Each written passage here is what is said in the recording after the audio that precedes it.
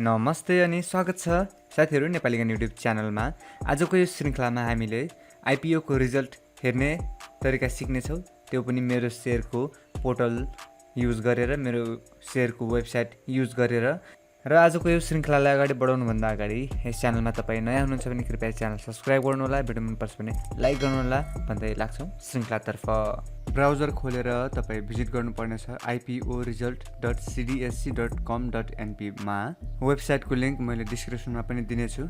यहाँनिर वेबसाइटमा भिजिट गरिसके लगतै यहाँनिर तपाईँलाई कुन कम्पनीको कुन संस्थाको हामीले आइपिओ रिजल्ट हेर्नुपर्नेछ त्यो यहाँनिर ड्रप डाउन गरेर चाहिँ यहाँनिर कम्पनी सिलेक्ट गर्नुपर्नेछ, छान्नुपर्नेछ।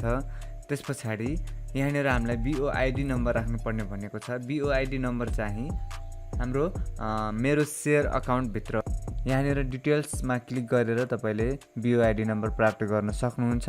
र तपाईँको बिओआइडी नम्बर यहाँ जुन छ त्यसलाई कपी गरेर यता रिजल्टमा लगेर पेस्ट गर्नुपर्नेछ, अथवा तपाईँले त्यहाँनिर टाइप गर्नुपर्नेछ। टाइप गरिसके पछाडि भ्यू रिजल्टमा क्लिक गर्नुपर्नेछ र भ्यू रिजल्टमा क्लिक गरिसकेपछि तपाईँको आइपिओको रिजल्ट यहाँनिर देखाउँछ, तपाईँले हेर्न सक्नुहुन्छ। आइपिओ परेको खण्डमा यहाँनिर कङ्ग्रेचुलेसन, तपाईँलाई यति सेयर परेको छ, एलोटेड परेको छ भनेर देखाउँछ। सो हामीले यसरी नतिजा हेर्न सक्छौँ। र आजको श्रृङ्खला तपाईँलाई कस्तो लाग्यो, मन परेको खण्डमा चाहिँ भिडियो लाइक, सेयर, कमेन्ट गरिदिनु होला।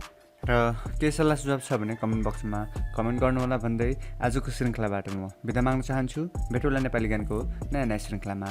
बाई।